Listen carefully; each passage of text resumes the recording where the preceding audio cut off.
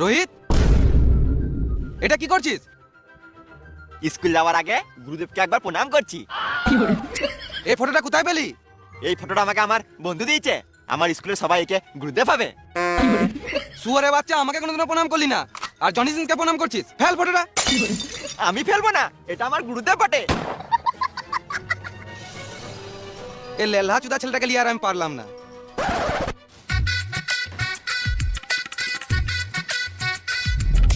বাবা, তুমি কোনদিন স্কুল যাও নাই নাকি? আমি প্রাইমারি স্কুল থেকে হাই স্কুলে চললাম, আর তুমি আমাকে বর্ণ পড়তে বই দিচ্ছ কেন? বেশি বকিস না, তুই এখন ক্লাস 4-এ আছিস। চুপচাপ করে বর্ণ পরিচয় বইটা ব্যাগে ভর আর স্কুল যা।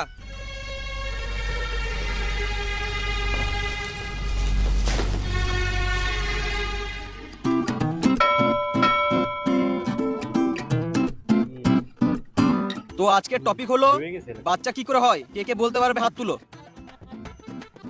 বিজ্ঞানের ভাষায় কে কে বলতে পারবে হাত তুলো। রোহিত, তুমি বলো। রাতের বেলায় যখন বোঝামা একসাথে শুয়ে থাকে, তখন উপর থেকে একটা পরি এসে বিছানায় বাচ্চা ফেলে চলে যায়।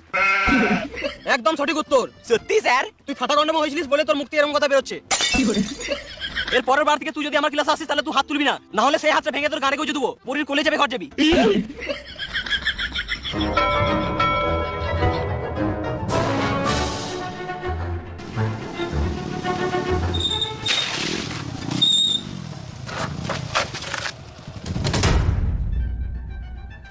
সর সামনে থেকে।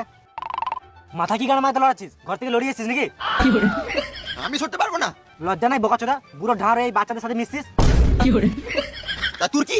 আমরা আগে এসছি, আমরা আগে যাবো, তুই গাড়ি ঘুরা। তোর বুদ্ধি নাই নাকি রে মারা? একটা কথা খবর বলবো, বোকাচোদা। কি বললি একবার? বোকাচো। নিজেকে নিজে গাল দিল।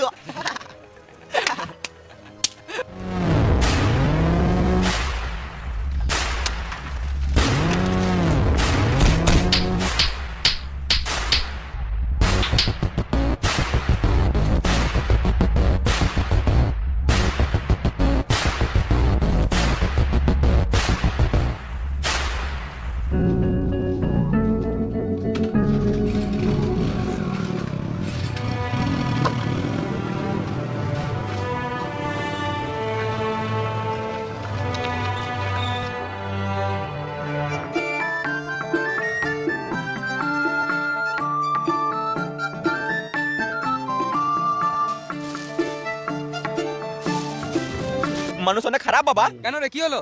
আমাকে স্কুলের মাস্টাররা সবাই উল্টো পাল্টা বলে, শুধু বলে বুড়ো ঢাড় হয়ে গেলে এখনো বুদ্ধি হলো না। সত্যিই তো তোর বুদ্ধি নাই। তুমি এরকম বলছো বাবা? আমি গলায় দড়ি নিয়ে মরে যাবো, বাঁচবই না। এইলে দড়ি, আর ঝুলে যা। না বাবা, আমি মরবো না, আমার লাগবে। লেলা হতে পারে, কিন্তু মরার ভয় সবারই আছে।